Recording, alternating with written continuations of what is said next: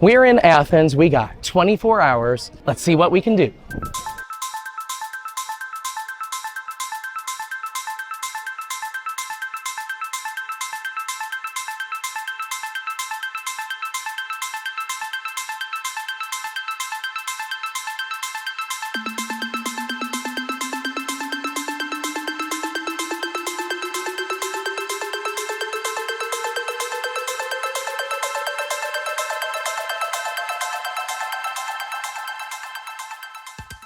Good morning! We are at the Panathenaic Stadium, which was originally built, I believe she said it was originally built in BC. I think the 2nd century BC. Anyway, it got torn down over time and then it was rebuilt right before the very first Olympic Games in 1892. So it's the only stadium in the world that's completely built out of marble. Must be slippery. Must be slippery, yes. Make sure to have some traction on your shoes. Oh, in the morning you can actually walk on the track. The people of Athens can do it for free, whereas any visitors, they have to purchase a ticket and then sign a waiver. So it's a really cool activity if you're into that.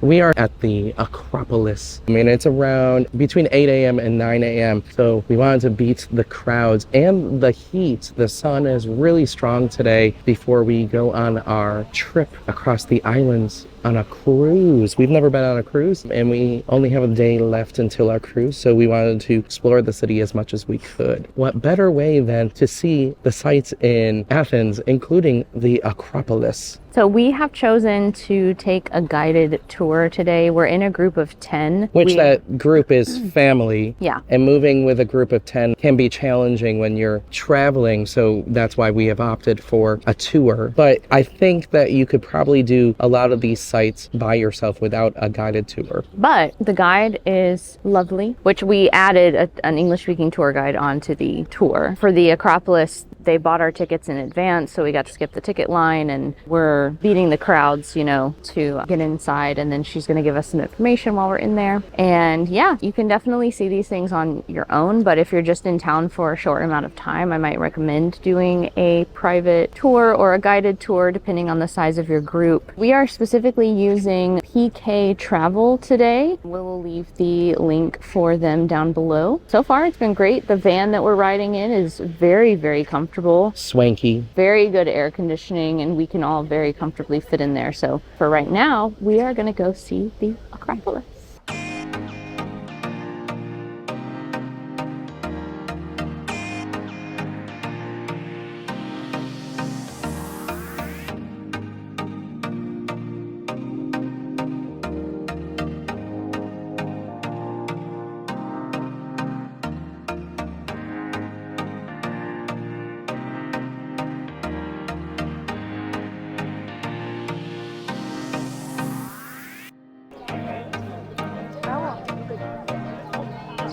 Look at all the people. So our guide was telling us that when the Greeks, well, they weren't the Greeks at the time, when the Ottoman Empire was occupying Greece and they were at war with the Venetians, they were storing all of their gunpowder inside the Parthenon, which at the time had been turned into a mosque. They thought because the gunpowder was in a church that they wouldn't touch it, but when they found out that it was there, they obviously launched cannons at it and everything exploded. And that's just one of the many times that the Acropolis was destroyed and rebuilt. It was a mess.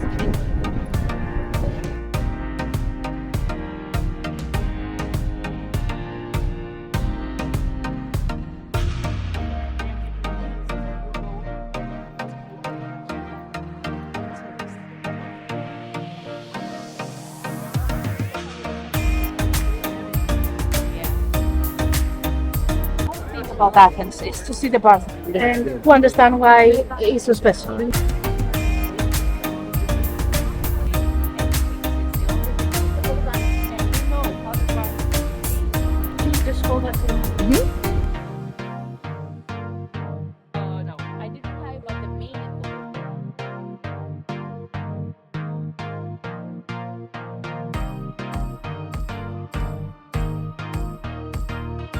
All right, we are on top of the mount where the Acropolis is. It may look like I'm taller than Aubrey, but the ground is very uneven and slippery.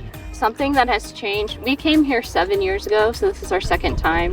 They actually, during the pandemic, laid some cement as a pathway for people that want to come visit. But when we were here before, it was all uneven marble and very slippery, so it has changed in that way. Also, I didn't realize this the last time we were here, but they are trying to restore the Parthenon here. But the way that they're doing it is by collecting all of the scattered pieces and trying to figure out where they went originally. Like puzzle pieces. And trying to put it back together, but of course they don't have instructions. They don't have a diagram about how to put it back together, so they don't know when they might get it finished, and they are only allowed to use 30% of new marble to help support the pieces that they're trying to put back, or it won't be considered an ancient site anymore. And it's interesting because we used to live in Nashville, and they have supposed to be a 1-to-1 ratio or scale to the Parthenon. I still don't believe that.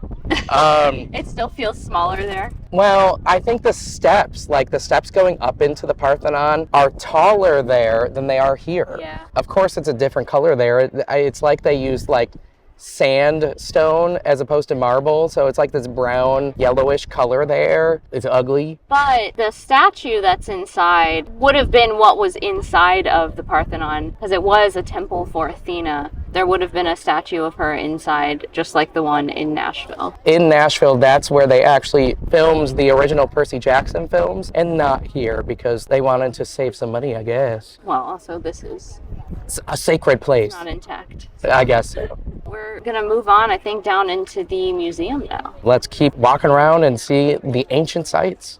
In this part of the steps, super uneven, so I have to make sure that I don't fall.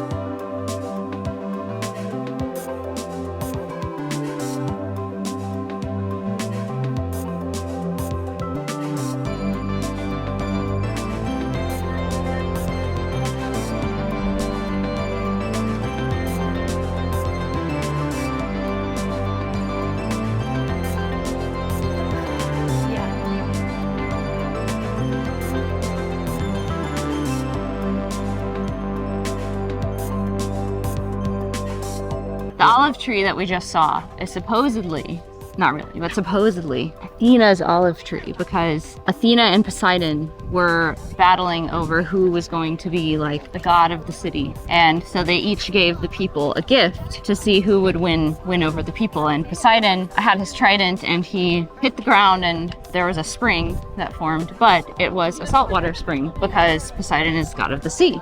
And Athena, she had her spear and she hit the ground with her spear and grew an olive tree. And the olive tree provides shade, wood, food, all of these things that are useful to humans. So of course, Athena won. And that is why the city is called Athena. Or Athens. Athens, yeah. And the Acropolis is talking about city, just like a city like Minneapolis or Indianapolis is talking about city. And acro, I think, means high. So Acropolis is the highest point in the city. But in Athens, the Acropolis is not actually the highest point of land in the city, but they didn't have enough room on the highest point of land to build this. So this is where they built it.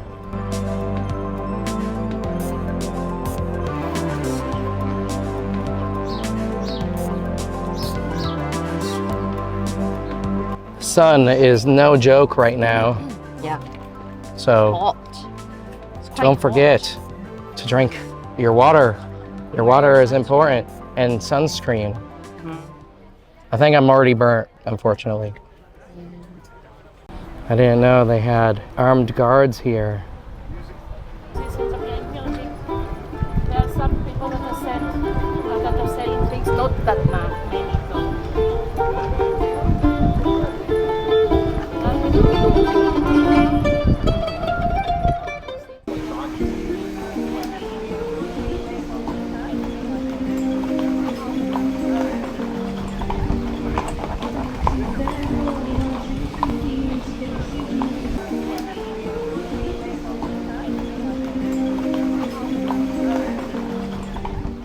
We have taken a quick pit stop here at a cafe called Gregory's. It's a little corner cafe that is apparently a local chain, and we needed some refreshments. We needed to cool off, so we have gotten a frappe, which if you watched our Tarpon Springs video, we talked about frappes in that video, but we're finally getting one now here in Greece. We also got some pie, like a spinach and cheese pie, and potato pie, and sandwich, and iced cappuccino. So we're gonna have a little snack, cool off, and then we're heading to the Acropolis Museum. We have finished up our quick snack at the cafe, and we're about to head into the Acropolis Museum. There's certain parts of the Acropolis Museum that you're not allowed to film, but I want to show you as much as possible because the stuff at the top of the Acropolis is just replicas of the statues, whereas some of the statues in here are the real, authentic ones. Along the pathway to the entrance to the museum, there are ruins that you could see that are underneath the walkway, similar to what you might see in Rome as well.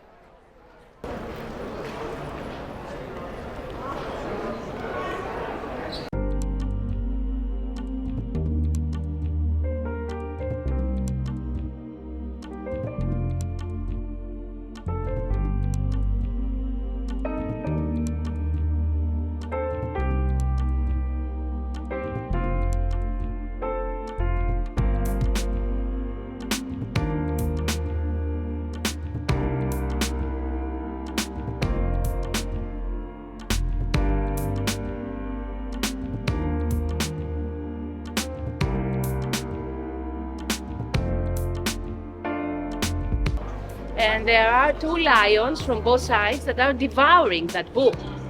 And look at the claws that are getting deep into the flesh and the blood that is coming out. Do you see that? 6th century BCE, we didn't have democracy in Athens, we had still tyranny.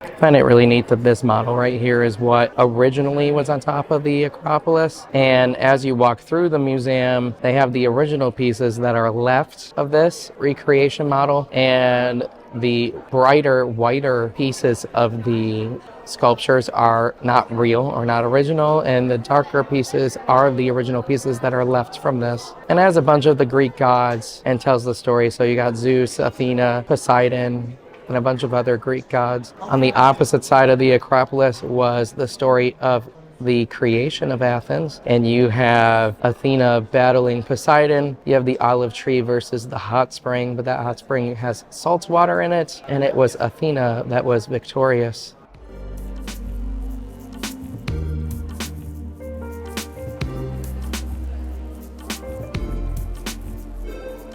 We are now on the top floor of the Acropolis Museum, where they have exactly replicated the Parthenon in a mirror image of the real one that's off to our left. Any of the decorations that they have that were real are here. If they knew what they were supposed to look like, they have had replicas. If there's empty space, then they don't know what was there. So we're walking around to see what all the decoration would have looked like on the real Parthenon.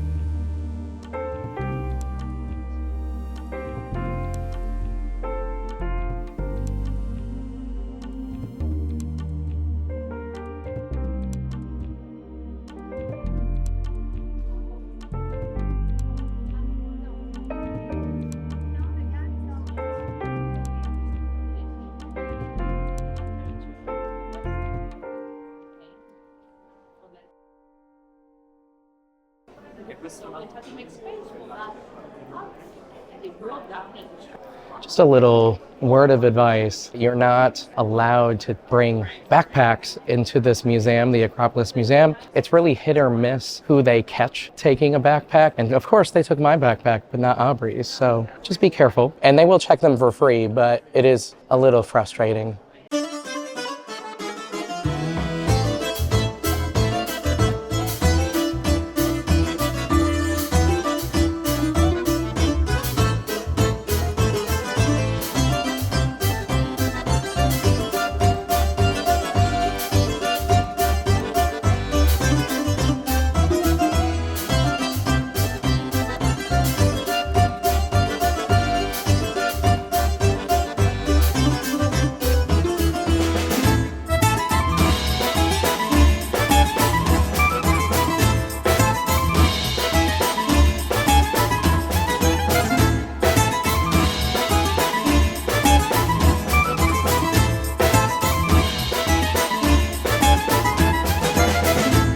We asked our guide to take us to a local restaurant for lunch, so we ended up at, I believe it's called Capers. Anyway, the food was really good. We had a lot of different salads, different entrees. And then today's my birthday, so they brought me out some birthday ice cream, complimentary, so that was really nice. Everybody liked their food, right? They are proud of their traditional Greek dishes here, so I would recommend it if you're looking for a local place. Also, for Aubrey's birthday at the end, they provided water. It was definitely water. I made sure to get some octopus. Also got a salad that had halloumi cheese, which is from the island of Crete.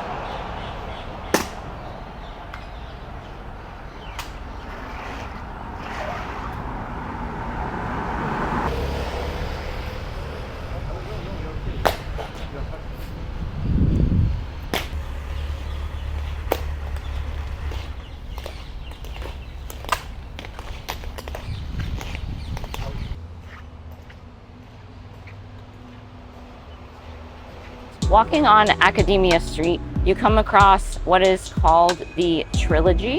And the Trilogy includes the Academy, the University of Athens, and the library.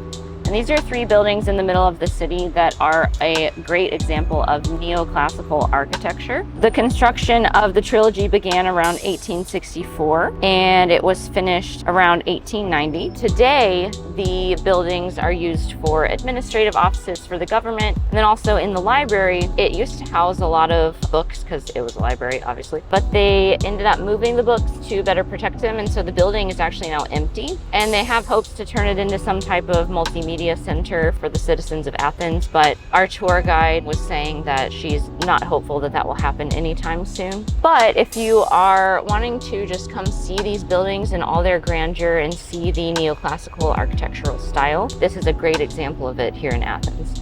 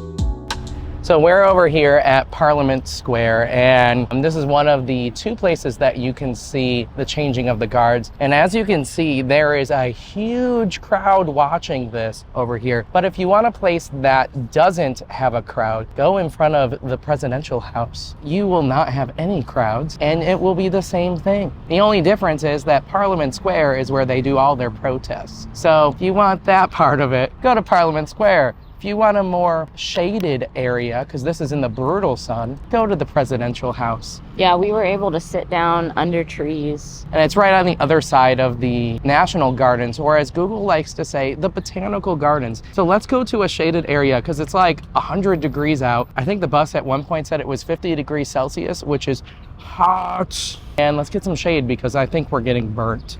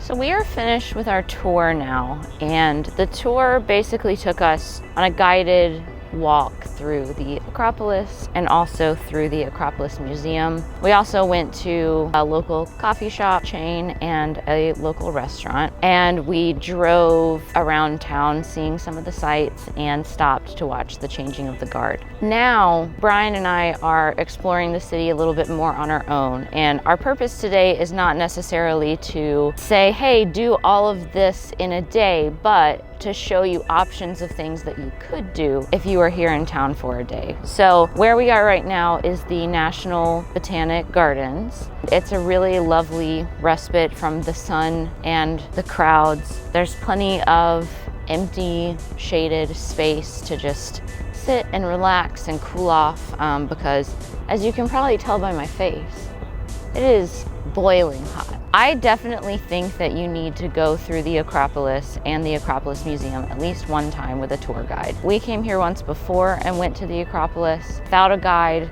and it was cool because it's the Acropolis, but I got so much more out of the experience by having the guide. And the tour company that we worked with today, PKTravels, they have tours that are half day or just Acropolis tours, so they are an option if you are wanting to try and do a guided tour of the Acropolis.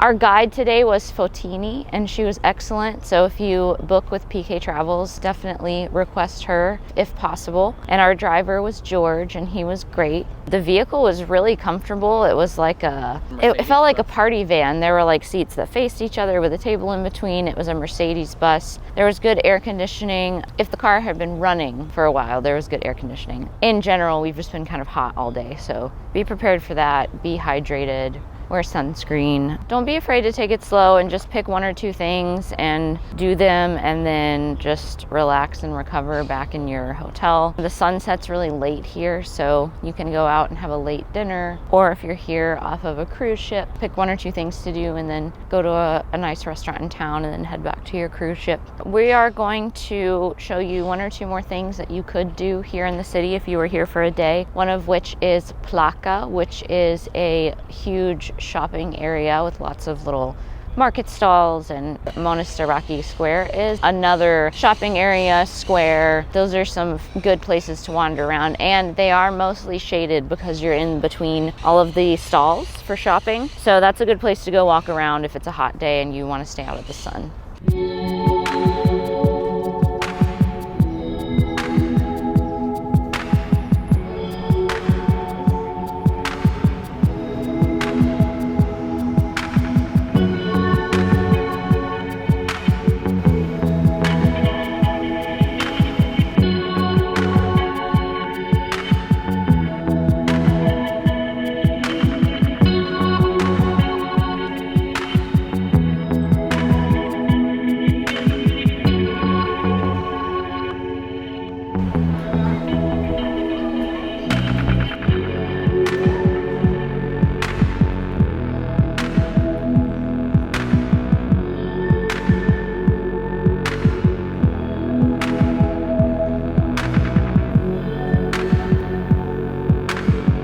We are in the neighborhood of Plaka, which is one of the shopping districts that you can find tons of souvenirs, clothing, and other assorted items that you may want to purchase while you're in Athens.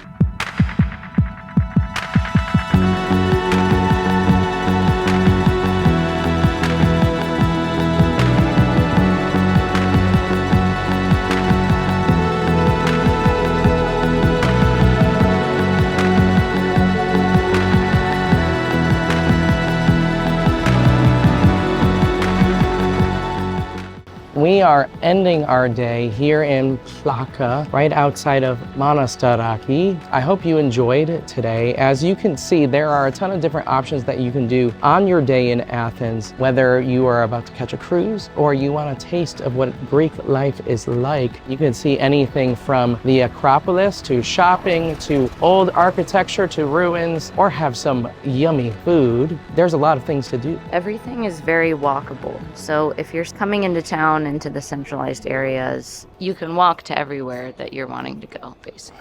Make sure to stay hydrated, keep in the shade because the sun is brutal. Yeah. If you like what you saw and you want to see more, click that subscribe button, that bell notification, and we hope to see you on the next one.